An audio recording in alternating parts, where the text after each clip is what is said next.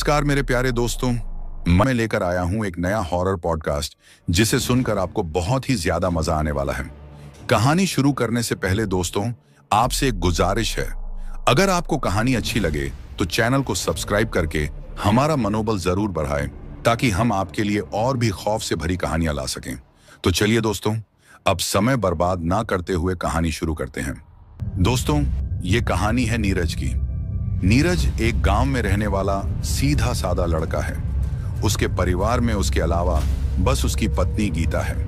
नीरज की मां का देहांत तभी हो गया था जब वो बहुत छोटा था। उसका पालन पोषण उसके पिता ने ही किया, लेकिन कुछ साल पहले लंबी बीमारी के बाद उसके पिता का भी निधन हो गया। मरने से पहले नीरज के पिता ने उसकी शादी एक अच्छे संस्कारी घर की लड़की गीता से करवा दी थी। गीता एक बहुत ही समझदार और स्नेही पत्नी है जो हर समय नीरज का पूरा ख्याल रखती है। नीरज की बचपन से ही एक ख्वाहिश थी अमीर आदमी बनने की, लेकिन अफसोस वो ख्वाहिश अब तक सिर्फ एक सपना बनकर रह गई थी। नीरज पढ़ाई में बहुत अच्छा नहीं था और ना ही उसका मन किताबों में लगता था। वो हमेशा शरारतों में लगा रहता, इधर उधर घूमना, दिन भर घर से बाहर रहना, बस यही उसकी दुनिया थी। उसके पिता ने उसे कभी टोकाटाकी नहीं की, शायद इसलिए कि वो नहीं चाहते थे कि नीरज को कभी मां की कमी महसूस हो। पर जब नीरज बड़ा हुआ और उसका व्यवहार बिल्कुल नहीं बदला तो उसके पिता को चिंता होने लगी। वो सोचने लगे, अगर मैं कल को नहीं रहा तो इस लड़के का क्या होगा। यही सोचकर उन्होंने तय किया कि उसकी शादी करवा दी जाए ताकि जिम्मेदारियों का एहसास उसे खुद ब खुद हो जाए। नीरज के पिता सरकारी क्लर्क थे। जब तक वो जीवित रहे घर का खर्च ठीक ठाक चलता रहा, लेकिन उनके जाने के बाद सब कुछ बदल गया। अब घर की सारी जिम्मेदारी नीरज के कंधों पर आ चुकी थी। धीरे धीरे नीरज को भी एहसास होने लगा कि अब वो वक्त नहीं रहा जब जिंदगी सिर्फ मस्ती में कटती थी। अब कमाना जरूरी था। नीरज अब रात दिन चिंता में डूबा रहता, सोचता ऐसा क्या काम करूं जिससे घर का गुजारा अच्छे से हो सके। कुछ दिन ऐसे ही बीते। फिर एक दिन उसका बचपन का दोस्त सोहन उसके घर आया। सोहन और नीरज की दोस्ती बचपन से ही गहरी थी। दोनों ने साथ में बहुत से पल बिताए थे। नीरज ने सोहन का स्वागत किया और दोनों देर तक बातें करते रहे, लेकिन सोहन ने नीरज की आंखों में छिपी बेचैनी को पढ़ लिया। वो बोला, क्या हुआ नीरज, तू कुछ परेशान लग रहा है, कोई बात है क्या? पहले तो नीरज टाल गया, अरे नहीं यार, बस ऐसे ही। पर जब सोहन ने जोर दिया तो नीरज ने सारी बात बता दी। यार, पिताजी के जाने के बाद से घर का गुजारा बहुत मुश्किल हो गया है। कोई ढंग का काम भी नहीं मिल रहा, समझ नहीं आता क्या करूं। सोहन हंसते हुए बोला, बस इतनी सी बात, चल मेरे साथ शहर, वहां मेरे कई दोस्त काम करते हैं और उन्होंने मुझे भी बुलाया है। तू भी चल, काम मिल जाएगा किसी फैक्ट्री में। नीरज को थोड़ी राहत मिली, पर उसने पूछा, काम क्या करना होगा? सोहन बोला, कोई भी छोटा मोटा काम फैक्ट्री में, इतना तो कमा ही लेंगे कि घर अच्छे से चल सके। नीरज ने सपने तो अमीर बनने के देखे थे, पर अब समझ आ गया था कि बिना मेहनत के कुछ नहीं मिलेगा। उसने सोचा, अगर मेरी किस्मत में फैक्ट्री में काम करना ही लिखा है तो यही सही। फिर उसने सोहन से पूछा, कब चलना होगा? सोहन बोला, परसों तैयार रहना, हम लोग परसों शहर निकलेंगे। नीरज ने हामी भरी। दोनों ने फिर कुछ देर बातें की और फिर सोहन चला गया। लेकिन नीरज की आंखों में उस दिन कुछ अलग ही चमक थी, एक नई शुरुआत की, या शायद किसी अनजानी राह की। अब एक और दिन बीतने के बाद वो दिन आ जाता है जिस दिन नीरज और सोहन को शहर जाना था। नीरज तैयार होकर बैठा था कि तभी सोहन भी वहां आ जाता है और उसे कहता है, नीरज, तू तैयार हो गया है ना? जल्दी कर, हमें निकलना होगा। सोहन की बात सुनकर नीरज कहता है, हाँ भाई, मैं तैयार हो गया हूं, बस निकलते हैं। तू 2 मिनट रुक, मैं अभी आया। उसके बाद नीरज अपनी पत्नी गीता के पास चला जाता है और उससे कहता है, तुम मेरी चिंता मत करना, बस अपना ख्याल रखना। मैं जल्दी ही कुछ महीनों के बाद वापस आ जाऊंगा और बहुत सारे पैसे कमाऊंगा जिससे हमारे घर का गुजारा अच्छे से हो जाएगा और फिर हम लोग एक अच्छी जिंदगी की शुरुआत करेंगे। नीरज के ऐसा कहने के बाद गीता थोड़ी भावुक हो जाती है। उसके बाद नीरज उसे गले लगाकर थोड़ी हिम्मत देता है और फिर वहां से निकल जाता है। उसके बाद नीरज और सोहन दोनों ही शहर की तरफ निकल पड़ते हैं। शहर की तरफ जाते वक्त नीरज के दिल में बहुत खुशी थी और वो सोच रहा था, चलो आखिर घर पर ऐसे ही बेकार रहने से तो अच्छा है कोई अच्छा काम मिल जाए। काम भले ही अभी उतना अच्छा ना मिले, लेकिन कम से कम शुरुआत तो होगी और मैं काफी मेहनत करूंगा, बहुत सारे पैसे कमाऊंगा और एक ना एक दिन जरूर बड़ा आदमी बनूंगा। दोस्तों, ये सब ख्याल नीरज के दिमाग में चल रहे थे, लेकिन शायद वो नहीं जानता था कि जिस तरफ वो जा रहा है वहां उसके साथ कुछ ऐसा होने वाला है जिसकी उसने कभी कल्पना भी नहीं की थी। काफी देर तक सफर करने के बाद नीरज और सोहन शहर पहुंच जाते हैं। शहर पहुंचने के बाद वो एक कमरा किराए पर लेते हैं और फिर वहीं रहने लगते हैं। अब 1 से 2 दिन वहां रहने के बाद वो काम की तलाश करते हैं और फिर उन्हें एक फैक्ट्री में काम मिल जाता है। काम मिलते ही नीरज काफी खुश हो जाता है और अपने दोस्त सोहन से कहता है, चलो काम ना मिलने की टेंशन से तो छुटकारा मिला। सोहन भी मुस्कुराता है, वो भी खुश था। उसके बाद दोनों अपने किराए के कमरे पर वापस लौट जाते हैं क्योंकि उन दोनों को अगले दिन से काम शुरू करना था। उसके बाद नीरज अपनी पत्नी गीता को फोन करता है और उससे कहता है, मुझे काम मिल गया है, तुम टेंशन मत करना। अब मैं बहुत सारे पैसे कमाऊंगा और फिर हमारी सारी टेंशन खत्म हो जाएगी। नीरज की बात सुनकर उसकी पत्नी भी काफी खुश हो जाती है और उससे अपना ख्याल रखने के लिए कहती है। उसके बाद अगला दिन आ जाता है जिस दिन नीरज को काम पर जाना था। नीरज और सोहन दोनों ही काम पर निकल जाते हैं। फैक्ट्री पहुंचने के बाद वो दोनों काम में लग जाते हैं। अब उन दोनों को काफी दिन हो जाते हैं काम करते करते और फिर वो दिन कुछ महीनों में बदल जाते हैं। नीरज को घर जाए हुए लगभग 3 महीने हो गए थे और उसे अपनी पत्नी की याद भी आने लगी थी। हालांकि वो हर महीने कुछ पैसे अपने गांव भिजवा देता था, जिससे उसकी पत्नी का गुजारा अच्छे से चल रहा था। एक दिन जब नीरज अपना काम खत्म करके वापस आ रहा था तो वो देखता है कि सामने की तरफ 1 से 2 आदमी एक आदमी को धमकाने की कोशिश कर रहे थे। जिस आदमी को वो धमका रहे थे वो कोई अघोरी जैसा लग रहा था। वो 2 आदमी जो उसे धमका रहे थे दोनों ही काफी नशे में लग रहे थे, लेकिन ताज्जुब की बात यह थी कि इतना धमकाने के बाद भी वो अघोरी मुस्कुरा रहा था। अब जब वो लोग उस अघोरी को धमका रहे थे तो ये सारा नजारा नीरज देख लेता है और जब वो ये सब देखता है तो उसे काफी गुस्सा आता है क्योंकि नीरज कहीं भी अगर कुछ गलत होता देखे तो वो ये सब बर्दाश्त नहीं कर सकता था। उसके बाद नीरज उन आदमियों के पास चला जाता है जहां वो लोग उस अघोरी को धमका रहे थे। उन लोगों के पास पहुंचने के बाद नीरज उनसे कहता है, तुम जो भी हो यहां से चले जाओ, इस अघोरी बाबा को तंग करना बंद कर दो। अगर तुम लोगों ने मेरी बात नहीं मानी तो मुझसे बुरा कोई नहीं होगा। दोस्तों, नीरज दिखने में काफी हट्टा कट्टा था और उसकी अच्छी कदकाठी भी थी। नीरज की बात सुनकर वो दोनों आदमी थोड़े ढीले पड़ जाते हैं और फिर थोड़ी बहुत बहस करने के बाद वो लोग वहां से चले जाते हैं। उन लोगों के वहां से जाने के बाद नीरज उस अघोरी से कहता है, बाबा अब आप आराम से जहां जाना चाहते हैं जा सकते हैं, आपको कोई भी तंग नहीं करेगा। नीरज की बात सुनकर वो अघोरी पहले तो मुस्कुराता है और फिर नीरज से कहता है, आज तुमने मेरी मदद की है, तुम मेरे लिए इन लोगों से भिड़ गए। हालांकि ना तुम मुझे जानते हो और ना मैं तुम्हें, लेकिन फिर भी तुमने अपने कदम मेरी सहायता के लिए बढ़ाए। तुम्हारे इस साहस को देखकर मैं काफी प्रसन्न हुआ हूं। अगर भविष्य में कभी भी तुम्हें कोई परेशानी हो तो तुम मुझे याद करना। यहां से थोड़ी आगे एक श्मशान घाट है, वहीं मैं रहता हूं, वहां आ जाना। तुम्हारी सारी परेशानियों का हल मैं कर दूंगा। उसके बाद वो अघोरी वहां से चला जाता है और नीरज भी वहां से लौटकर अपने कमरे में आ जाता है। अब कुछ दिनों तक तो सब सामान्य रहता है, लेकिन फिर एक दिन जब नीरज और सोहन काम से वापस आ रहे थे तो नीरज सोहन से कहता है, यार सोहन, पिछले 3 महीनों से हम लोग काम कर रहे हैं लेकिन दिल में संतुष्टि नहीं है। जितनी मेहनत हम लोग करते हैं उस हिसाब से तो हमें पैसे नहीं मिलते, सैलरी भी हमारी कम है। इस काम से तो बस हमारे घर का गुजारा चल सकता है, बाकी जो हमारे सपने हैं वो तो पूरे नहीं हो सकते। उसके बाद नीरज सोहन से ये भी कहता है, यार सोहन, ये भी कोई जिंदगी है, बस दिन भर काम करो और शाम को थक हार कर वापस जाओ, सुबह फिर काम पर जाओ। ये मैंने कभी सोचा नहीं था सोहन, किस्मत ने मुझे ऐसा मोड़ दे दिया है कि अब कुछ समझ ही नहीं आ रहा कि आगे क्या करूं। जो सपने मैंने सोचे थे इस रास्ते से तो वो पूरे नहीं होने वाले। नीरज की बात सुनकर सोहन कहता है, यार तुम कुछ ज्यादा ही सोच रहे हो। तुम टेंशन मत करो, एक दिन सब ठीक हो जाएगा। और ये दिन भी नहीं रहेंगे। अगर तुम्हारी किस्मत में बड़ा आदमी बनना लिखा होगा तो तुम जरूर बनोगे।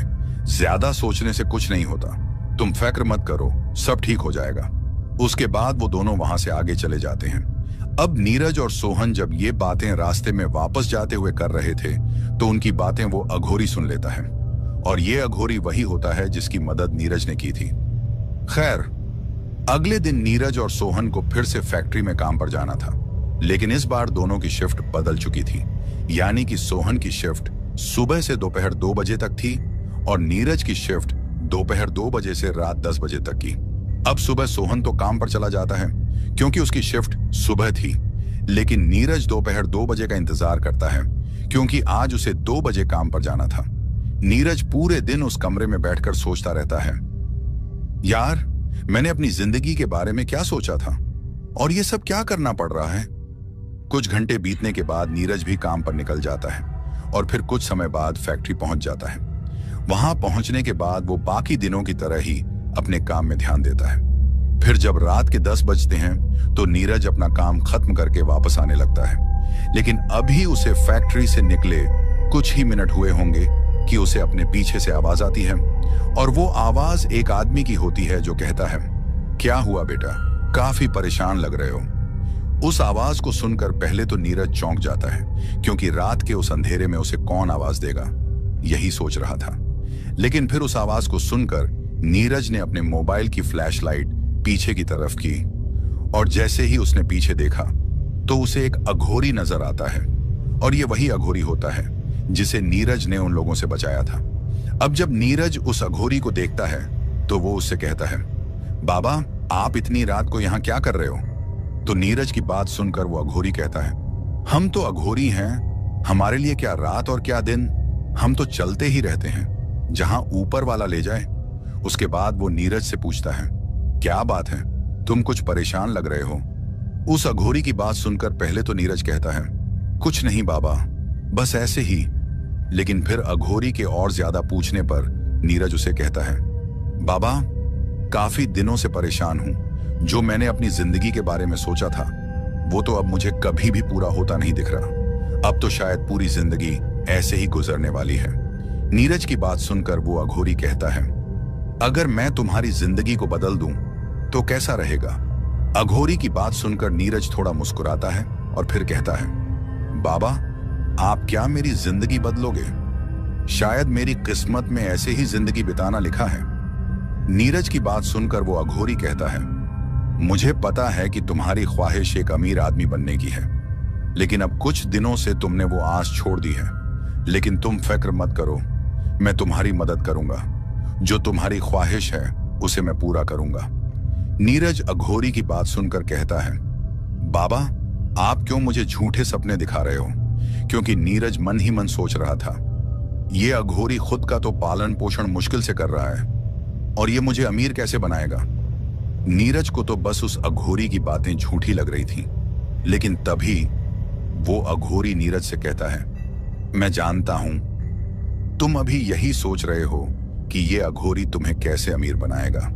ये जरूर झूठ बोल रहा है, लेकिन मैं तुम्हें बता दूं कि मैं झूठ नहीं बोल रहा। और अब तुम ये भी सोच रहे हो कि मैं तुम पर इतनी मेहरबानी क्यों कर रहा हूं, तो तुम्हें बताता चलूं। याद है मैंने तुमसे कहा था कि मैं तुमसे प्रसन्न हूं और अगर तुम्हें कोई भी परेशानी होगी तो मुझे याद कर लेना। अब तुम तो ये सोचते होगे कि ये अघोरी मेरी क्या परेशानी दूर करेगा, तो तुम गलत सोच रहे हो। मैं जरूर तुम्हारी परेशानी दूर करूंगा। कहो मुझ पर यकीन करते हो। अघोरी की बातें सुनकर अब नीरज को भी उस पर यकीन होने लगा था, इसलिए वो मन में सोच रहा था, एक बार यकीन करने में क्या जाता है। उसके बाद नीरज उस अघोरी से कहता है, हाँ बाबा मुझे आप पर यकीन है। नीरज की बात सुनकर अघोरी उससे कहता है, कल जब तुम अपना काम खत्म करके वापस आओगे तो काम से लौटकर रात को सीधा मेरे पास आना। यहाँ पीछे की तरफ एक श्मशान घाट है, वहां चले आना और डरना मत, मैं वहीं तुम्हें मिलूंगा। और कल जब तुम मुझसे मिलोगे तो ये सोच लेना कि तुम्हारी किस्मत बदलने वाली है, क्योंकि मैं तुम्हें कुछ ऐसी चीज दूंगा जिसके कारण तुम रातों रात अमीर आदमी बन जाओगे तुम्हारे पास किसी चीज की कमी नहीं होगी। अघोरी की बात सुनकर नीरज मान जाता है और फिर सीधा वापस अपने कमरे की तरफ लौट जाता है। कमरे में पहुंचने के बाद नीरज ये सारी बात अपने दोस्त सोहन से कहता है और वो उससे ये भी कहता है कि ये वही अघोरी है जिसके बारे में मैंने कुछ दिन पहले तुमको बताया था। अब नीरज की बात सुनकर सोहन उसे कहता है कि देख भाई, तू इस अघोरी से दूर ही रहे तो अच्छा है। मेरी मान, तो इन चक्करों में मत पड़। सोहन की बात सुनकर नीरज चुप हो जाता है। उसके बाद नीरज रात का खाना खाकर अपने बिस्तर पर लेट जाता है, लेकिन पूरी रात वो उस अघोरी की बातों को सोचता रहता है कि आखिर जो उस अघोरी ने मुझसे कहा है, क्या वो सच होगा? क्या सच में वो अघोरी मुझे अमीर बना सकता है? अब नीरज पर तो बचपन से ही अमीर बनने का भूत सवार था। तभी वो सोचता है कि कोई ना, एक बार उस अघोरी की बात पर यकीन कर लेता हूं और कल देख भी लूंगा कि आखिर ऐसी कौन सी चीज है उस अघोरी के पास जो मुझे अमीर बना देगी। नीरज के दिमाग में पूरी रात यही चल रहा होता है। फिर काफी देर ये सब सोचने के बाद उसे नींद आ जाती है। अब अगला दिन आ जाता है और नीरज रोज की तरह उस दिन भी फैक्ट्री में काम करने चला जाता है। उसके बाद वह अपनी शिफ्ट खत्म करके वापस लौटता है। लेकिन जब नीरज फैक्ट्री से वापस आ रहा होता है तो वो रास्ते में सोचता है कि क्या करूं, उस अघोरी के पास जाऊं या नहीं?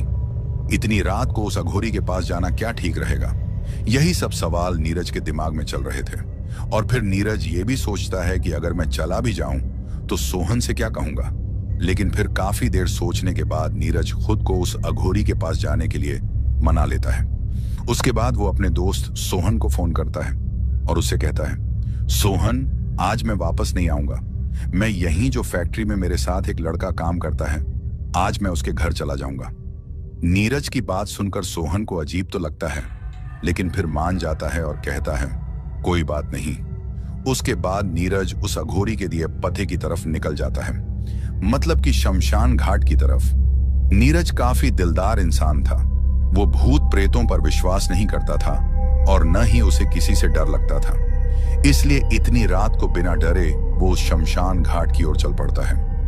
अब थोड़ी देर चलने के बाद नीरज उस शमशान घाट के पास पहुंच जाता है। थोड़ा इधर उधर देखने के बाद उसे एक जगह आग जलती हुई दिखती है। उसके बाद नीरज उस आग की तरफ चला जाता है। अब जैसे ही वो उस आग के पास पहुंचता है, तभी उसे वहां पर एक अघोरी बैठा हुआ दिखता है, जो कि आंखें बंद करके कुछ मंत्र जाप कर रहा था।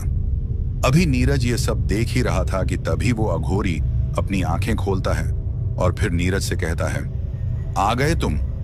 अघोरी की बात सुनकर नीरज कहता है, हाँ बाबा जी, मैं आ गया। उसके बाद वो अघोरी नीरज को अपने सामने की तरफ बिठा लेता है और उससे कहता है, मैं आज जो तुम्हें दूंगा, क्या तुम उसे संभाल पाओगे?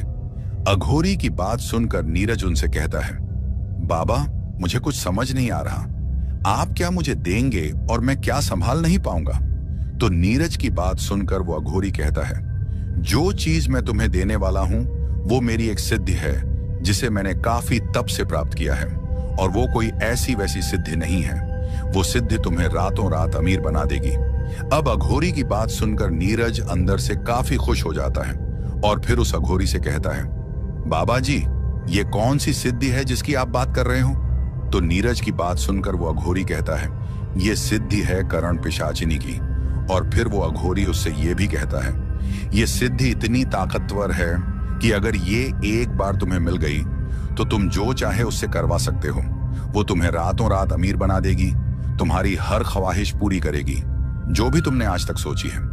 अब अघोरी की ये बात सुनकर नीरज काफी ज्यादा खुश हो जाता है और उस अघोरी से कहता है, बाबा जी, क्या सच में इस सिद्धि को प्राप्त करके मैं अमीर बन जाऊंगा? तो नीरज की बात सुनकर वो अघोरी कहता है, हाँ, तुम अमीर बन जाओगे। अघोरी की बात सुनकर नीरज उससे कहता है, अगर ऐसा है तो बाबा जी, आप जल्दी से वो सिद्धि मुझे दे दो। नीरज की बात सुनकर अघोरी उससे कहता है, जल्दबाजी मत करो, पहले पूरी बात सुनो। ये सिद्धि तो मैं तुम्हें दे दूंगा, लेकिन क्या तुम इसे संभाल पाओगे? तो अघोरी की बात सुनकर नीरज उससे कहता है, हाँ बाबा जी, संभाल लूंगा। उसके बाद अघोरी उससे कहता है, जिस सिद्धि को तुम संभालने की बात कर रहे हो, पहले उसके बारे में जान लो। जिस करण पिशाचिनी की मैं बात कर रहा हूं, वो जरूर तुम्हें अमीर बना देगी, लेकिन उसकी भी कुछ शर्तें होंगी जो तुम्हें माननी पड़ेंगी।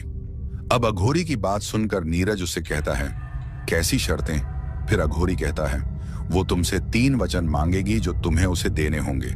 जब तुम उन 3 वचनों को उसे दोगे तब वो तुम्हारी हो जाएगी।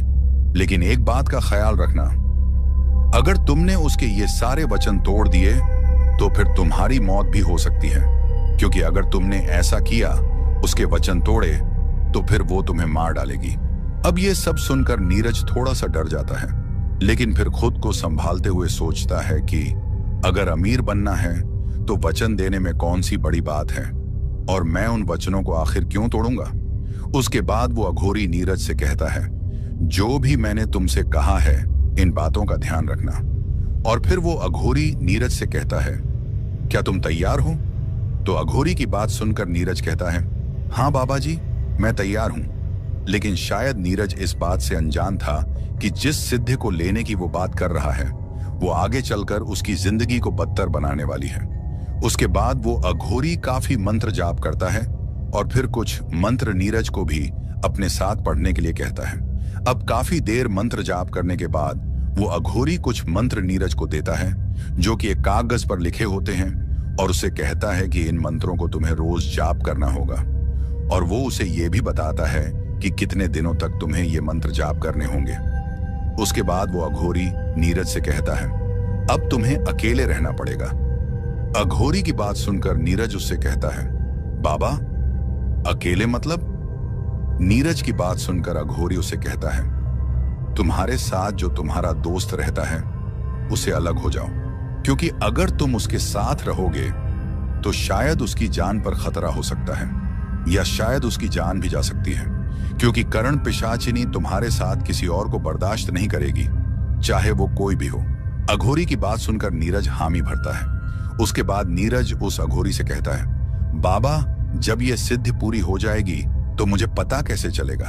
तो नीरज की बात सुनकर वो अघोरी कहता है, तुम्हारे कान के पास एक आवाज आएगी, क्योंकि जब करण पिशाचिनी सिद्ध होती है तो वो तुम्हारे पास आकर कुछ फुसफुसाएगी, और ये भी हो सकता है कि वो तुम्हें दिखने लगे किसी भी रूप में। अघोरी की बात सुनकर नीरज अघोरी को प्रणाम करता है और फिर वहां से लौट जाता है। अब अगले दिन वो जल्दी से अपने कमरे पर चला जाता है। तब तक सोहन वहीं था। अब इतनी सुबह नीरज को देखकर सोहन नीरज से कहता है, भाई इतनी सुबह सुबह कहां से आ रहा है? तुम तो कह रहे थे कि तुम किसी वर्कर के साथ चले गए हो।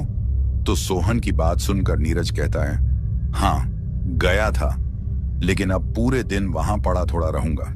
नीरज की बात सुनकर सोहन को ठीक नहीं लगता, क्योंकि नीरज ने सोहन से कभी इस तरह से बात नहीं की थी।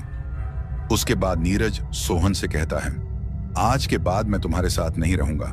मुझे फैक्ट्री के पास दूसरा कमरा मिल गया है, अब से मैं वहीं रहूंगा।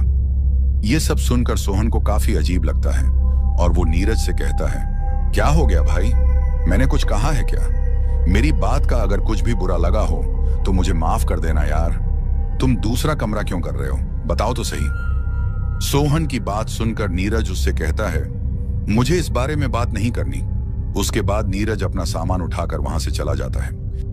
नीरज का इस तरह से कमरा छोड़कर जाने से सोहन को काफी अजीब लगता है और उसे दुख भी होता है। सोहन को कुछ समझ नहीं आ रहा था कि आखिर नीरज ऐसा क्यों कर रहा है। खैर अब नीरज सोहन का साथ छोड़कर नई जगह रहने लग गया था और वहीं से वो काम करने जाया करता। हालांकि जब कभी भी सोहन नीरज को फैक्ट्री में मिलता वो उससे वैसे ही बात करता जैसे पहले करता था, लेकिन जब कभी भी सोहन उससे यह बात पूछता कि आखिर तुमने कमरा क्यों छोड़ा, तो नीरज हमेशा इस बात को टाल देता। अब नीरज को अकेले रहते लगभग 1 महीना होने लगता है, लेकिन उसे अभी तक कोई भी एहसास नहीं हो रहा था। वो बस यही सोच रहा था कि कहीं अघोरी झूठा तो नहीं है, क्योंकि जिस सिद्धि के लिए मैं इतना मंत्र जाप करता रहता हूं, अभी तक मुझे उसका कोई एहसास क्यों नहीं हो रहा। खैर वो इस बात को नजरअंदाज करता है। अब एक रात जब नीरज सो रहा था तो तभी उसको ऐसा महसूस होता है जैसे उसके बिस्तर पर कोई और उसके साथ लेटा हुआ है, लेकिन वो इस बात पर ज्यादा ध्यान नहीं देता और फिर से नींद करने लगता है। अब थोड़ी देर के बाद नीरज को फिर से कुछ महसूस होता है और वो एहसास ऐसा था कि जैसे किसी ने अपने हाथ को नीरज की कमर पर रख दिया हो और फिर हल्के से उस हाथ को उसके पेट की तरफ किया हो। अब कुछ देर के बाद वो हाथ उसे कसकर पकड़ लेता है। अब जब नीरज को लगता है कि उसे किसी ने पकड़ लिया है तो वो जल्दी से अपनी आंखें खोलता है और फिर एकदम से खड़ा होकर अपने साथ वाले बिस्तर की तरफ देखने लगता है। लेकिन जब वो अपने साथ वाले बिस्तर की तरफ देखता है तो उसे कुछ भी नजर नहीं आता। अब जब उसे कुछ भी दिखाई नहीं देता तो वो सोचता है कि जरूर मैंने कोई बुरा सपना देखा होगा। उसके बाद नीरज फिर से सो जाता है। अब अगले दिन नीरज फिर से काम पर चला जाता है, लेकिन उसे इस बात का पता नहीं था कि अब आज के बाद उसकी जिंदगी बदलने वाली है। खैर, इस बार नीरज फैक्ट्री के पास आधा घंटा पहले ही पहुंच जाता है। अब उसकी शिफ्ट तो 2 बजे थी, लेकिन वो 1:30 पर ही पहुंच गया था। अब आधा घंटा पहले पहुंचने पर वो फैक्ट्री के सामने एक कैंटीन होती है, वहां चला जाता है और सोचता है कि जब तक मेरी शिफ्ट आएगी तब तक क्यों ना चाय पी ली जाए। कैंटीन पर पहुंचते ही उसे वहां पर 2 और वर्कर मिल जाते हैं जिनकी शिफ्ट भी नीरज के साथ ही थी। वो भी आज पहले ही वहां पहुंचे थे।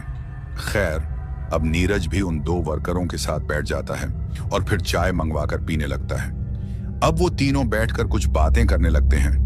तभी उनमें से एक वर्कर नीरज से कहता है कि इस कैंटीन की चाय काफी अच्छी होती है।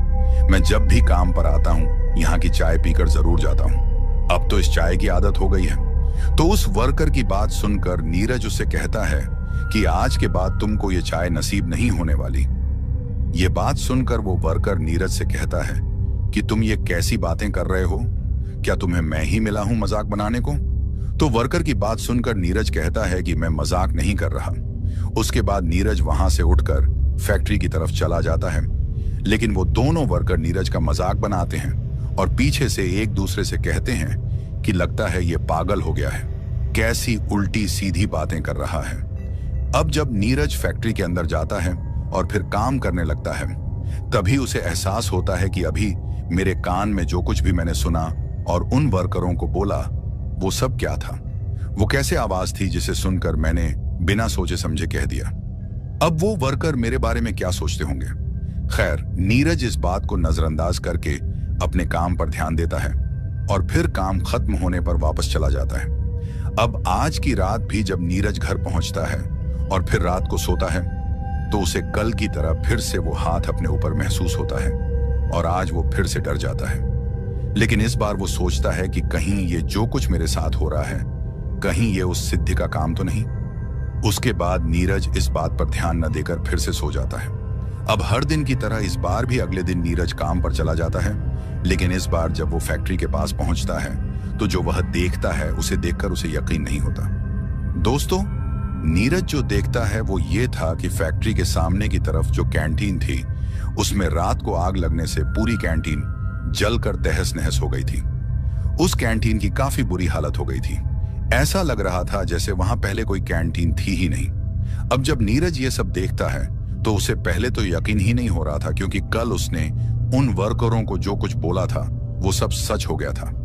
अब नीरज को लगने लगा था कि जरूर उसने करण पिशाचिनी को सिद्ध कर लिया है। नीरज को देखकर वो वर्कर काफी ज्यादा डर जाते हैं। ये वही 2 वर्कर थे जिनके साथ कल बैठकर नीरज ने चाय पी थी और उनसे कहा था कि कल ये कैंटीन तुम्हें यहां दिखने वाली नहीं है। खैर, उसके बाद नीरज अपने काम पर चला जाता है और काम करने लग जाता है।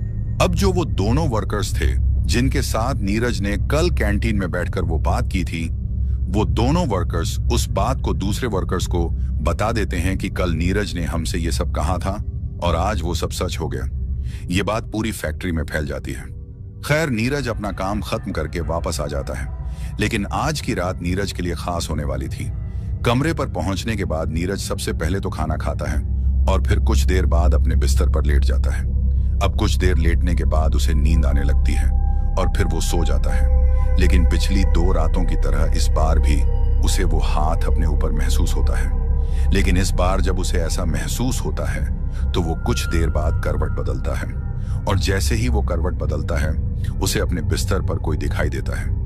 अब नीरज तो नींद में था, लेकिन करवट लेते समय उसकी आंख थोड़ी सी खुल गई थी। अब जब उसे ऐसा महसूस हुआ कि कोई उसके साथ उसके बिस्तर पर है तो वो एकदम से अपनी आंखें खोल लेता है और जब नीरज आंखें खोलता है तो वो काफी ज्यादा डर जाता है। दोस्तों, नीरज का शक बिल्कुल सही होता है। उसके बिस्तर पर सच में कोई था।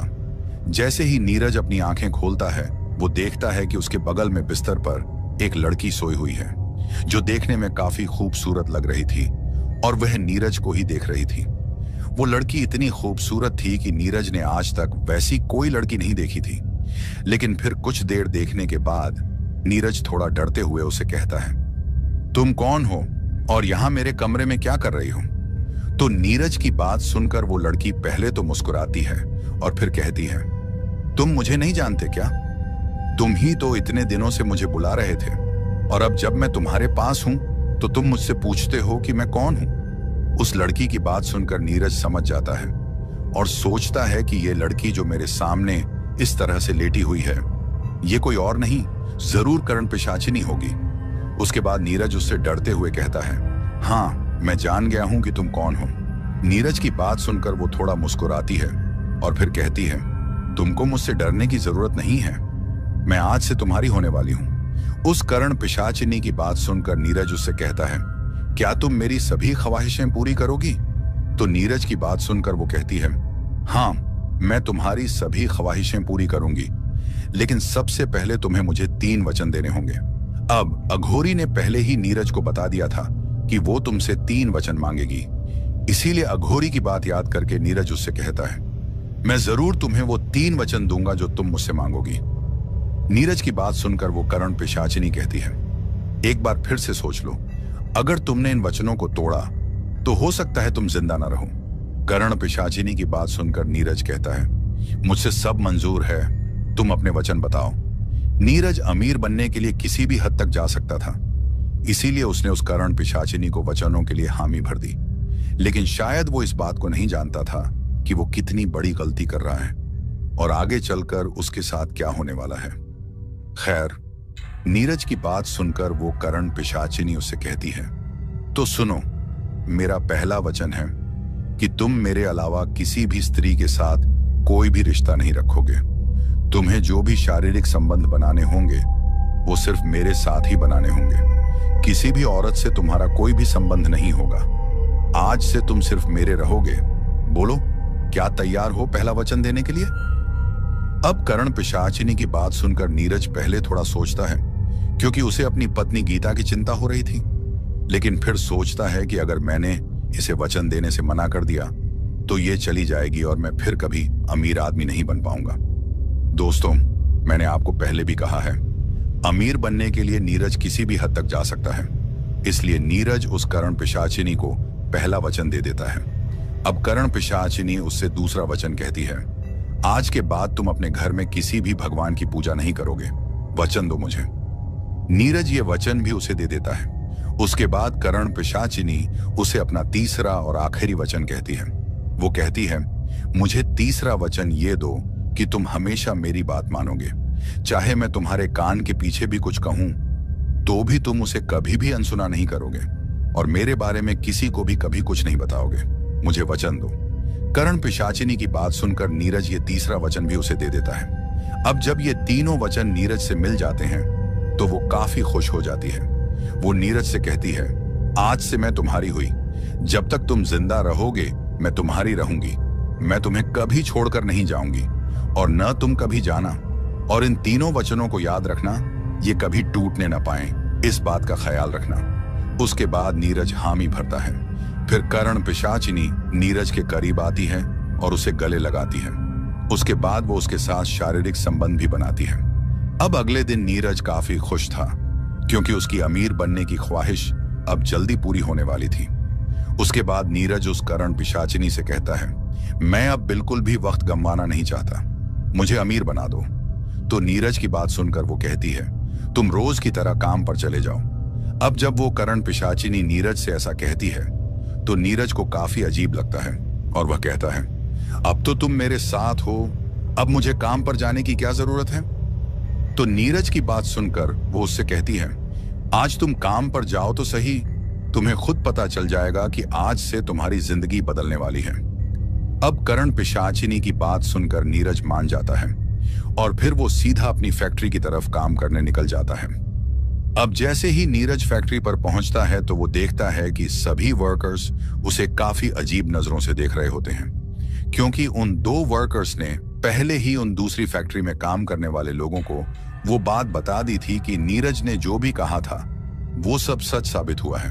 मतलब कैंटीन वाली बात अब फैक्ट्री में सब लोगों को पता चल गई थी। खैर, नीरज उन सब लोगों की तरफ ध्यान न देकर अपने काम पर लग जाता है। अब थोड़ी देर के बाद उस फैक्ट्री का मालिक आ जाता है और फिर वो नीरज को अपने पास बुलाता है, क्योंकि फैक्ट्री के मालिक को भी ये बात पता चल गई थी कि इसने कल जो भी उस कैंटीन के बारे में कहा था वो सब सच हुआ है। उसके बाद वो फैक्ट्री का मालिक नीरज से कहता है कि तुम्हें कैसे पता था कि वो कैंटीन तबाह होने वाली है। तो फैक्ट्री के मालिक की बात सुनकर नीरज उससे कहता है कि मुझे कुछ एहसास हुआ था, तभी मैंने ऐसा कहा था। अब मेरी बात सच हो गई, उसमें मेरी क्या गलती? नीरज की बात सुनकर फैक्ट्री का मालिक कहता है, मुझे तो लगता है कि कहीं उस फैक्ट्री की तबाही में तुम्हारा हाथ तो नहीं। अब ऐसा सुनते ही नीरज को काफी गुस्सा आ जाता है और वो उस फैक्ट्री के मालिक से कहता है, आप मुझ पर यह झूठा आरोप कैसे लगा सकते हैं? अब जब नीरज ऐसा कहता है तो तभी नीरज के कान में फिर से फुसफुसाहट आने लगती है और फिर नीरज गुस्से में उस फैक्ट्री के मालिक से कहता है, आपने मुझ पर झूठा आरोप कैसे लगाया जबकि मेरा इसमें कोई भी हाथ नहीं है? अगर आपको मेरा यकीन नहीं है तो एक बात और सुन लो, जल्दी से अपने घर पहुंचो, क्योंकि अब कुछ देर में ही आपके लड़के पर संकट आने वाला है, उसकी जान को खतरा है।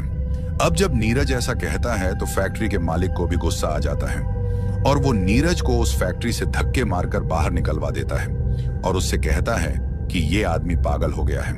अब जब नीरज को फैक्ट्री से इतना बेइज्जत करके निकाला जाता है तो उसे काफी बुरा लगता है। उसके बाद नीरज अपने रूम पर लौट जाता है और काफी गुस्सा करता है। अब जब नीरज की ऐसी हालत वो करण पिशाचिनी देखती है तो वो उससे कहती है, क्या हुआ, तुम इतना गुस्सा क्यों कर रहे हो? तो करण पिशाचिनी की बात सुनकर वो उससे कहता है, अब तो खुश हो ना तुम, मुझे बेइज्जत करवाकर। तुमने जो भी मेरे कान में बोला मैंने वही कहा, फिर भी उस फैक्ट्री के मालिक ने मेरे साथ ऐसा बर्ताव किया। नीरज की बात सुनकर वो उससे कहती है, तुम फिक्र मत करो, मैंने जो भी तुमसे करवाया है तुम्हारे भले के लिए ही किया है। अब से कुछ देर बाद वो फैक्ट्री का मालिक तुम्हारे कदमों में होगा।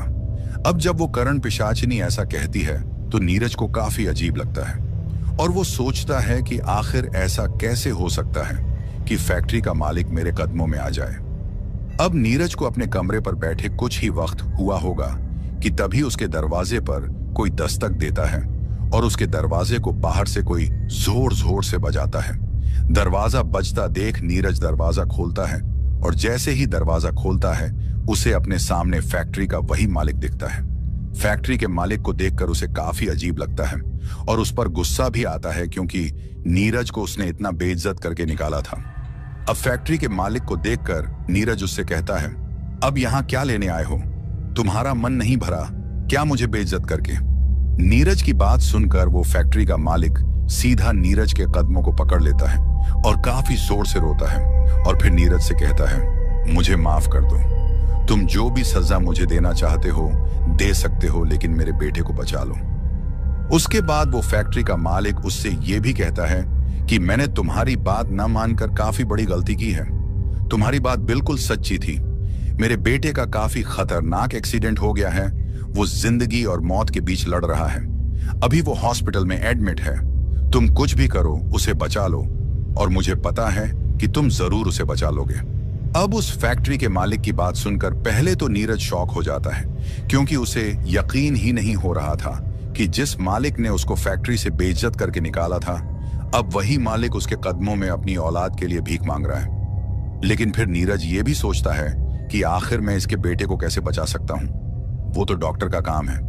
अभी नीरज ये सब सोच ही रहा था कि तभी करण पिशाचिनी फिर से नीरज के कान में कुछ फुसफुसाती है और करण पिशाचिनी के कहने पर नीरज उस फैक्ट्री के मालिक से कहता है, तुम फिक्र मत करो, तुम्हारे बेटे को कुछ नहीं होगा, वो बहुत जल्द ठीक हो जाएगा। अब जब नीरज ने ऐसा कहा तो फैक्ट्री का मालिक काफी खुश हो जाता है और उससे कहता है, अगर मेरे बेटे की जान बच गई तो मैं तुम्हारी जिंदगी बदल दूंगा। उसके बाद नीरज उससे कहता है, अब तुम फिक्र मत करो, तुम अपने बेटे के पास चले जाओ, वो जल्दी ठीक हो जाएगा।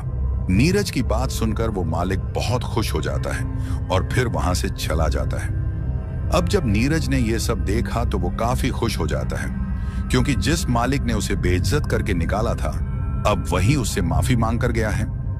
ये सब होने के बाद नीरज करण पिशाचिनी की तरफ देखता है और उससे कहता है, मान गया तुम्हारी ताकत को, तुम सच में बहुत शक्तिशाली हो। उसके बाद करण पिशाचिनी नीरज से कहती है, अभी तो तुमने मेरी ताकत को देखा ही कहां है, आगे देखते जाओ मैं तुम्हारे लिए क्या क्या करती हूं। अब 1 से 2 दिन और गुजर जाने के बाद नीरज के दरवाजे पर फिर से कोई दस्तक देता है और इस बार जैसे ही नीरज दरवाजा खोलता है उसे फिर से अपने दरवाजे के बाहर वही फैक्ट्री का मालिक दिखाई देता है। उसके बाद वो मालिक अंदर आता है और फिर नीरज को गले लगाकर उससे कहता है, तुम मेरे लिए किसी भगवान से कम नहीं हो, तुम्हारी बात सच साबित हुई, मेरा बेटा बच गया है। फैक्ट्री के मालिक की बात सुनकर नीरज उसे कहता है, ये तो बड़ी अच्छी बात है। उसके बाद फैक्ट्री का मालिक नीरज को एक बैग देता है जो कि पैसों से भरा हुआ था। अब जब नीरज उस बैग में पड़े पैसे देखता है तो उसकी आंखें फटी की फटी रह जाती हैं, क्योंकि इतना ज्यादा पैसा उसने अपनी जिंदगी में पहली बार देखा था। दोस्तों, इतना ही नहीं, फैक्ट्री के मालिक ने एक बड़ा सा घर भी नीरज को गिफ्ट कर दिया, क्योंकि उसके इकलौते बेटे की जान जो बची थी। उसके बाद वो फैक्ट्री का मालिक वहां से चला जाता है। दोस्तों, आप में से काफी लोग ये सोच रहे होंगे कि क्या फैक्ट्री के मालिक ने करण पिशाचिनी को नहीं देखा। तो आपको बता दूं कि नीरज के अलावा उस करण पिशाचिनी को ना कोई देख सकता है और ना कोई सुन सकता है। जो पैसे उस मालिक से नीरज को मिले थे, उतने सारे पैसे देखकर नीरज की खुशी का ठिकाना नहीं था। वो पैसे देखकर एकदम पागल हो गया था। उसे अब किसी चीज की परवाह नहीं थी। नीरज ने अब अपने कमरे को छोड़ दिया था। वो अब एक आलीशान घर में रहने लगा था, जो कि उस फैक्ट्री के मालिक ने उसे गिफ्ट में दिया था। अब जब सब लोगों को यह पता चला कि फैक्ट्री के मालिक के बेटे की जान नीरज ने बचाई है और उन्हें यह भी पता चल गया था कि नीरज भविष्य देख सकता है, तो काफी लोग नीरज के पास अपना भविष्य दिखाने आने लगे।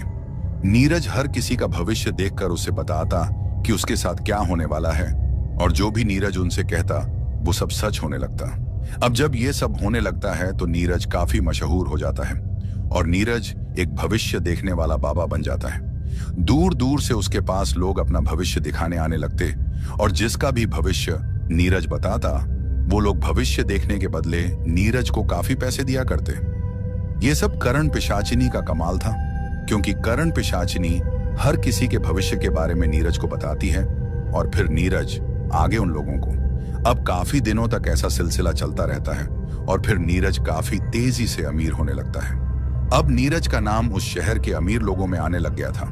पैसे के नशे ने नीरज को पागल बना दिया था। वो अब अपनी पत्नी तक को भूल गया था। हाँ, ये बात थी कि वो हर महीने अपनी बीवी को पैसे भेजता रहता था, लेकिन अब उससे बात ना के बराबर होती थी। अब काफी महीने हो गए थे नीरज को घर गए हुए। उसकी बीवी गीता काफी परेशान हो गई थी, क्योंकि इतने लंबे वक्त के बाद भी नीरज घर वापस नहीं आया था। उसे नीरज की काफी चिंता सताने लगी थी। हालांकि नीरज शहर से पैसे तो भेजता था, लेकिन अब वो फोन पर भी बात नहीं करता था।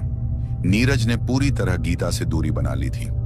गीता एक और बात को लेकर चिंता में थी, और वो बात ये थी कि पहले नीरज थोड़े बहुत पैसे भेजता था जिनसे घर का गुजारा चल पड़ता था, लेकिन अब इतने ज्यादा पैसे आने लगे थे जितने उसने कभी सोचा भी नहीं था। इतने ज्यादा पैसों को देखकर गीता बस यही सोचती थी कि क्या मेरा पति जो पैसा कमा रहा है वो कोई गलत काम करके तो नहीं कमा रहा, क्योंकि हर महीने इतने ज्यादा पैसों का आना उसे अजीब भी लग रहा था। गीता को पैसों का लालच नहीं था, उसे तो बस अपना पति नीरज चाहिए था, क्योंकि नीरज को अब लगभग काफी वक्त हो गया था गीता से बात किए। अब जब भी गीता नीरज को फोन करती तो नीरज का नंबर बंद आता था। अब जब काफी दिनों तक ऐसा चला तो गीता ने नीरज के दोस्त सोहन का मोबाइल नंबर लाया और फिर सोहन को फोन किया। सोहन को फोन करते ही सोहन ने फोन उठाया और कहा, आप कौन हो? तो सोहन की बात सुनकर गीता उससे कहती है, भैया मैं गीता बोल रही हूं। काफी दिन हो गए हैं भैया, नीरज का नंबर ही नहीं लगता। वो ठीक तो है ना?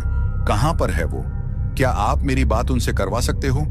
तो गीता की बात सुनकर सोहन गीता से कहता है, भाभी जी, नीरज तो मुझसे अलग रहता है। अब तो वो काफी बड़ा आदमी बन गया है, मुझसे तो उसकी बातचीत कम होती है। उसने यहाँ शहर में एक बड़ा घर लिया है और वो वहीं पर रहता है।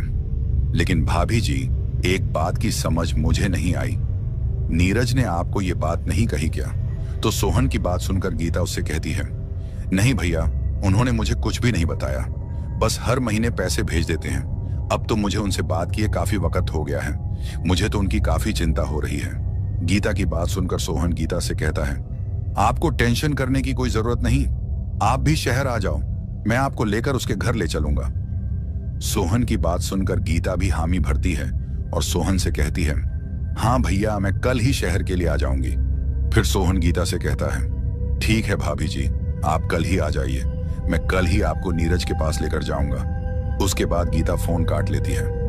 अब अगली सुबह गीता शहर के लिए निकल जाती है और फिर वो कुछ वक्त बाद शहर पहुंच जाती है। शहर पहुंचने से पहले ही गीता ने सोहन को फोन कर लिया था, इसलिए सोहन गीता के पास पहुंच जाता है और फिर वो दोनों ही नीरज के घर की तरफ निकल जाते हैं। अब थोड़ी देर चलने के बाद वे दोनों नीरज के घर पहुंच जाते हैं और फिर सोहन नीरज के दरवाजे की बेल बजाता है। कुछ देर इंतजार करने के बाद दरवाजा खुल जाता है। दरवाजा नीरज खोलता है, लेकिन जैसे ही नीरज दरवाजा खोलता है वो हैरान हो जाता है, क्योंकि अपनी पत्नी को देखकर उसे ठीक नहीं लग रहा था, क्योंकि वो जानता था कि उसकी पत्नी गीता को उस घर में खतरा है।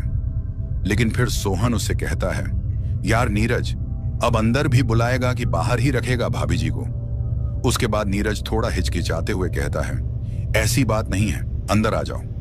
उसके बाद उसकी पत्नी नीरज का हालचाल वगैरह पूछती है और फिर रोने लगती है कि तुमने तो मुझे भुला ही दिया है, न फोन करते हो न घर आते हो। लेकिन फिर नीरज कोई बहाना लगाकर उसे मना लेता है। नीरज के घर को देखकर गीता काफी हैरान होती है, क्योंकि इतना आलीशान घर उसने पहली बार देखा था। यह सब देखकर सोहन भी काफी हैरान था और वह नीरज से कहता है, देख नीरज, तेरा सपना आखिर सच हो ही गया, तू सच में अमीर आदमी बन गया यार। मैं कहता था ना, भगवान पर विश्वास रख, वो सब ठीक कर देगा। अब जैसे ही सोहन ने भगवान का नाम लिया, नीरज उसे चुप रहने को कहता है और कहता है, दोबारा ये नाम इस घर में मत लेना। अब जब ये बात नीरज सोहन से कहता है तो उसे काफी अजीब लगता है, लेकिन फिर वो इस बात को भुलाकर थोड़ी बहुत बातें करते हैं। फिर कुछ देर बाद सोहन वहां से चला जाता है, लेकिन सोहन के जाते जाते नीरज उसे कुछ पैसे देता है। हालांकि सोहन वो पैसे लेने से मना करता है, लेकिन फिर नीरज के काफी बार कहने पर सोहन वो पैसे पकड़ लेता है और वहां से चला जाता है। अब नीरज की पत्नी पूरे घर को काफी हैरानी से देख रही थी और फिर वो सोचती है कि घर तो इतना आलीशान है, लेकिन मुझे इस घर में एक जगह भी भगवान की ना तो कोई मूर्ति दिखी है और ना कोई मंदिर। दोस्तों, नीरज ने उस घर में ना तो भगवान की तस्वीर लगाई थी और ना मूर्ति, क्योंकि जिस जगह भी करण पिशाचिनी सिद्ध होती है वहां भगवान की किसी भी चीज को नहीं रखा जाता। अगर नीरज भगवान की मूर्ति या कोई भी चीज उस घर में रखता तो करण पिशाचिनी का एक वचन टूट जाता, और अगर ऐसा होता तो फिर नीरज की जान खतरे में चली जाती। इसीलिए नीरज ने उस घर में कुछ भी नहीं रखा था। अब कुछ देर बाद रात हो जाती है। नीरज और गीता खाना खाकर अब सोने के लिए चले जाते हैं, लेकिन जैसे ही गीता नीरज के रूम में उसके साथ जाती है, तभी नीरज उसे अपने साथ सोने से मना कर देता है और गीता से कहता है, दूसरे कमरे में सो जाओ। अब जब नीरज ऐसा कहता है तो गीता को काफी अजीब लगता है और फिर वो उससे कहती है, आप ऐसा क्यों बोल रहे हो? तो गीता की बात सुनकर नीरज गुस्से में कहता है, जैसे मैंने तुमसे कहा है वही करो, तुम दूसरे कमरे में सो जाओ। उसके बाद नीरज अपने कमरे में चला जाता है और फिर दरवाजा बंद कर लेता है। अब नीरज के ऐसा कहने पर गीता को काफी बुरा लगता है, लेकिन फिर वो सोचती है कि हो सकता है काम की वजह से ये थोड़े चिड़चिड़े हो गए हों। खैर, इन सब बातों को नजरअंदाज करके गीता भी दूसरे कमरे में सो जाती है। अब अगले दिन नीरज के घर पर काफी लोग आते हैं और नीरज एक कुर्सी पर बैठकर उन सब लोगों का भविष्य देखने लग जाता है। उन सब लोगों को देखकर गीता को काफी अजीब लगता है और फिर वो अपने पति नीरज को भी देखती है। उसे कुछ समझ ही नहीं आ रहा था कि आखिर ये सब क्या हो रहा है। नीरज हर किसी का भविष्य देखकर उन्हें बता रहा था और फिर भविष्य बताकर उनसे पैसे लेता था। ये सब नजारा गीता देख रही थी और वो सोच रही थी कि ऐसा कैसे हो सकता है। मेरे पति नीरज को क्या सच में भविष्य दिखता है, और अगर दिखता है तो इन्होंने इस बारे में मुझे पहले क्यों नहीं बताया। गीता इन्हीं बातों को सोच रही होती है। अब थोड़ी देर बाद वो सब लोग वापस चले जाते हैं और फिर गीता अपने पति नीरज के पास चली जाती है और फिर नीरज से कहती है, क्या आप सच में भविष्य देख सकते हो? तो गीता की बात सुनकर नीरज उससे कहता है, इस बात से तुम्हें क्या मतलब, तुम अपना काम करो। और फिर नीरज वहां से उठकर घर से बाहर निकल जाता है। गीता को नीरज की इस बात से भी बुरा लगता है और वो सोचती है कि आखिर इनको क्या हो गया है। जब से मैं आई हूं मुझसे इस तरीके से बात क्यों कर रहे हैं। दोस्तों, नीरज गीता से दूरी बनाकर रखना चाहता था क्योंकि वो नहीं चाहता था कि उसकी वजह से गीता को खतरे का सामना करना पड़े। क्योंकि अगर वो गीता से प्यार से बात करेगा तो हो सकता है करण पिशाचिनी को ये सब ठीक ना लगे और वो उसे मार डाले। अब कुछ दिन तक सब कुछ वैसे ही चलता रहता है। लोग रोज की तरह आते और फिर पैसे देकर अपना भविष्य दिखाते और फिर वापस चले जाते। अब नीरज को इस काम में मजा आने लगा था और वो खुद को किसी भगवान से कम नहीं मान रहा था। पैसों के नशे में वो इतना पागल हो गया था कि अब उसे किसी से कोई मतलब नहीं था। नीरज को खुद पर घमंड हो गया था। वो बस यही सोच रहा था कि यहां तक वह अपने खुद के दम पर पहुंचा है और ये जो करण पिशाचिनी है वो उसकी एक दासी है। वो जो चाहे उससे करवा सकता है। नीरज बस इसी घमंड के साथ जी रहा था। वो कहते हैं ना, इंसान का घमंड ज्यादा दिनों तक नहीं चलता, एक ना एक दिन वो टूट ही जाता है। अब हर रोज की तरह एक दिन नीरज लोगों का भविष्य देख रहा था कि तभी एक आदमी उससे अपने भविष्य को बताने के लिए कहता है। अब उस आदमी के ऐसा कहते ही करण पिशाचिनी नीरज के कान में कुछ फुसफुसाने लगती है, लेकिन तभी नीरज एक गलती कर बैठता है। वह करण पिशाचिनी को हाथ दिखाकर खुद की भविष्यवाणी कर देता है। नीरज ने पहली बार करण पिशाचिनी को अनसुना किया था और जब नीरज ने उसे अनसुना किया तो करण पिशाचिनी को काफी गुस्सा आ जाता है और वह जोर से चीखती है और फिर जोर जोर से चिल्लाकर नीरज से कहती है, तुमने मेरा पहला वचन तोड़ दिया है, तुमने मुझे अनसुना किया है, इसकी सजा तुम्हें जरूर मिलेगी। अब करण पिशाचिनी की बात सुनकर नीरज की हालत खराब हो जाती है और वो काफी ज्यादा डर जाता है क्योंकि नीरज ने बहुत बड़ी गलती की थी। ये बात नीरज जानता था। अब करण पिशाचिनी की बात सिर्फ नीरज सुन सकता था, उसके अलावा कोई नहीं। इसीलिए दूसरे लोगों को करण पिशाचिनी की कोई भी आवाज नहीं आई थी। उसके बाद नीरज उन सब लोगों को वापस जाने के लिए बोल देता है और फिर वहां से उठकर घर से बाहर निकल जाता है।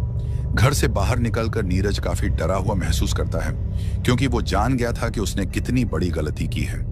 पैसों के चक्कर में वो इतना पागल हो गया था कि करण पिशाचिनी की आवाज को अनसुना कर दिया, जिसकी वजह से वो यहां तक पहुंचा है। बस यही सब बातें उसके दिमाग में चल रही थीं। अब नीरज काफी देर तक घर से बाहर रहता है और फिर शाम को नशे में धुत होकर घर वापस लौटता है।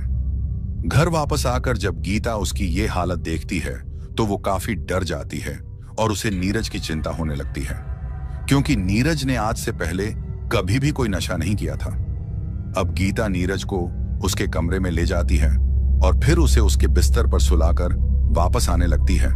लेकिन जैसे ही गीता नीरज को सुलाकर वापस दूसरे कमरे की तरफ आने लगती है कि तभी नीरज गीता का हाथ पकड़ लेता है और उसे अपने पास सुला लेता है।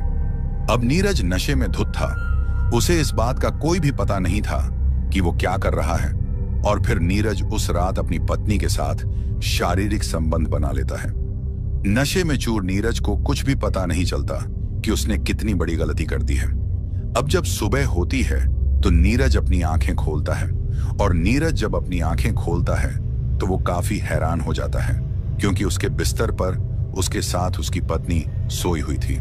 और जब वो अपनी पत्नी को अपने साथ एक ही बिस्तर पर देखता है तो वो काफी ज्यादा डर जाता है क्योंकि अब नीरज ने करण पिशाचिनी का दूसरा वचन भी तोड़ दिया था। अब जब नीरज ने करण पिशाचिनी का दूसरा वचन तोड़ा तो उसे फिर से उस करण पिशाचिनी की भयानक चीख सुनाई देती है और वह उससे कहती है कि आज तुमने मेरा दूसरा वचन भी तोड़ा है, इसकी सजा भी तुम्हें मिलेगी। उसके बाद नीरज वहां से उठकर बाहर लॉबी में चला जाता है और फिर वहां एक कुर्सी पर बैठकर ये सोचने लग जाता है कि उसने आज कितनी बड़ी गलती की है। उसे कल नशा नहीं करना चाहिए था, वो बस खुद को कोस रहा था। अब धीरे धीरे वो दिन भी बीत जाता है और फिर रात आ जाती है।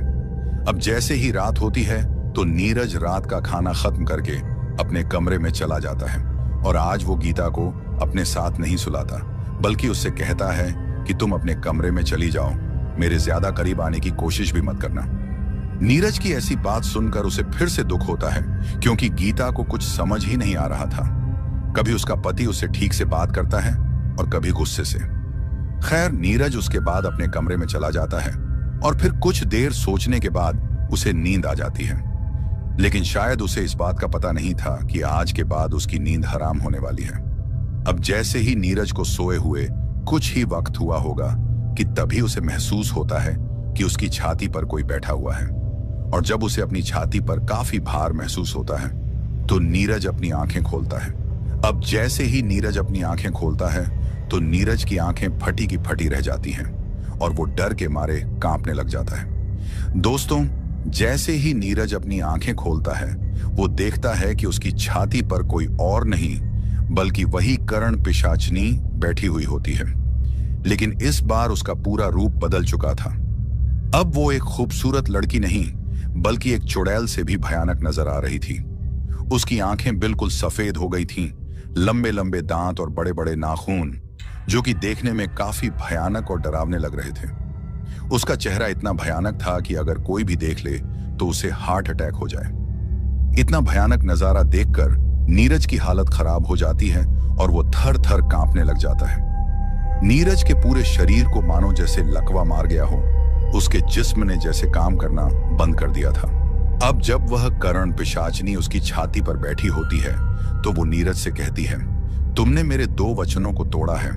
मैं तुम्हें ऐसी ही छोड़ने वाली नहीं हूं। सिर्फ एक वचन और अगर तुमने वो तोड़ा तो वो दिन तुम्हारी जिंदगी का आखिरी दिन होगा। उसके बाद वह करण पिशाचनी काफी भयानक तरीके से हंसती है और हंसने के बाद वह नीरज को एक जगह से पटक कर दूसरी जगह फेंक देती है। वह करण पिशाचनी नीरज की काफी बुरी हालत कर देती है। उसके बाद नीरज जोर से चिल्लाता है क्योंकि उसे काफी तकलीफ हो रही थी। अब नीरज की चीखें सुनकर उसकी पत्नी अपने कमरे से बाहर आ जाती है और फिर वह नीरज का कमरा खोलने लगती है, लेकिन कमरा अंदर से बंद होता है। नीरज की चीखें अभी भी सुनाई दे रही थीं। गीता को कुछ समझ ही नहीं आ रहा था। उसके बाद गीता सोहन को फोन करती है और उसे नीरज के घर बुलाती है। थोड़ी देर बाद सोहन भी वहां पहुंच जाता है और सोहन के पहुंचते ही वह नीरज के कमरे का दरवाजा तोड़ देता है।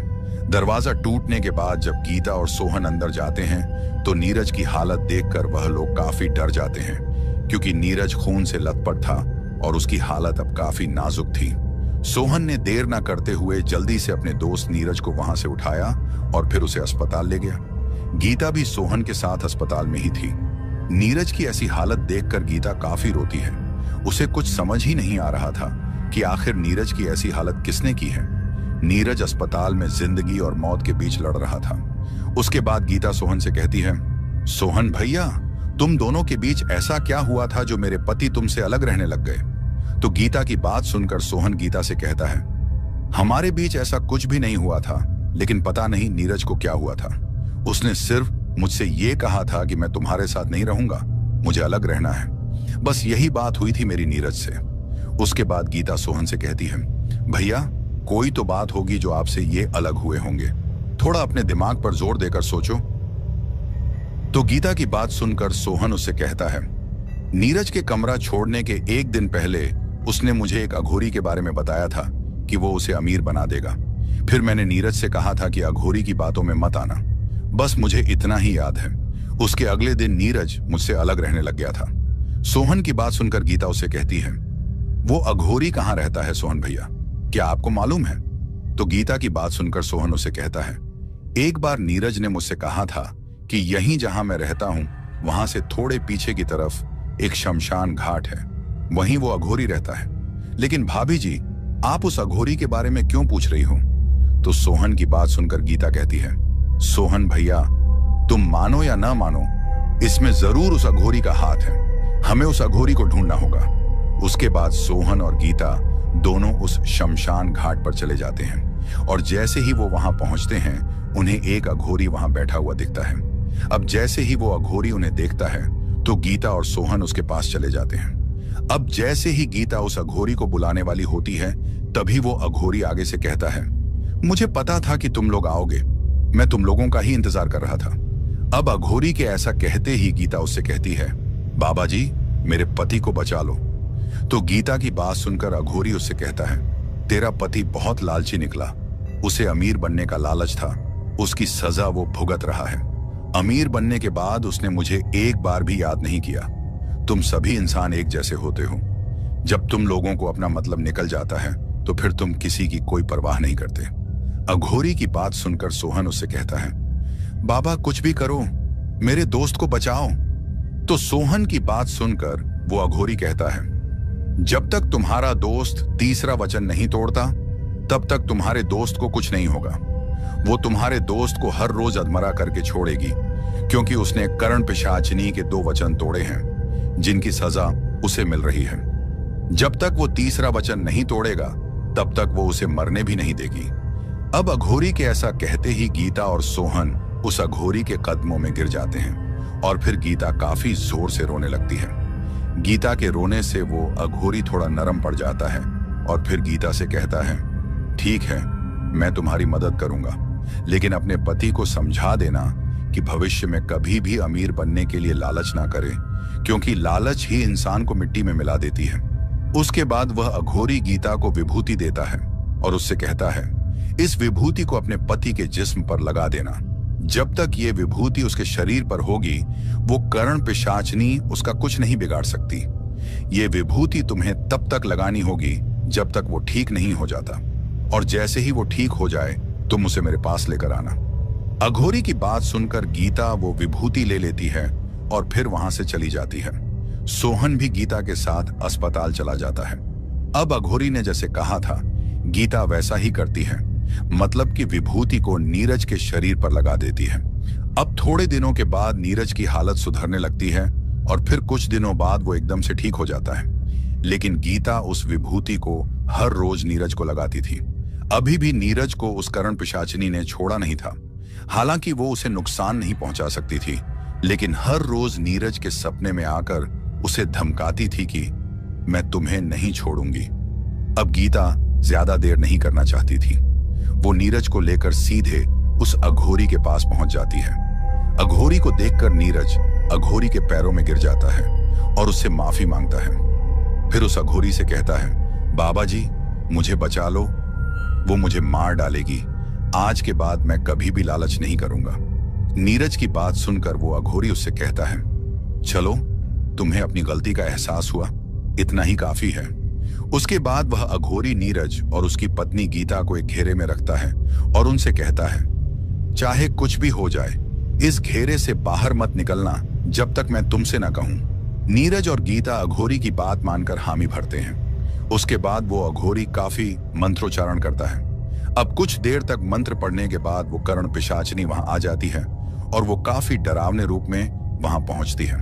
दोस्तों, ये जो भी वहां हो रहा था रात के वक्त में हो रहा था, क्योंकि अघोरी ने गीता से कहा था कि तुम अपने पति को रात के वक्त लेकर आना।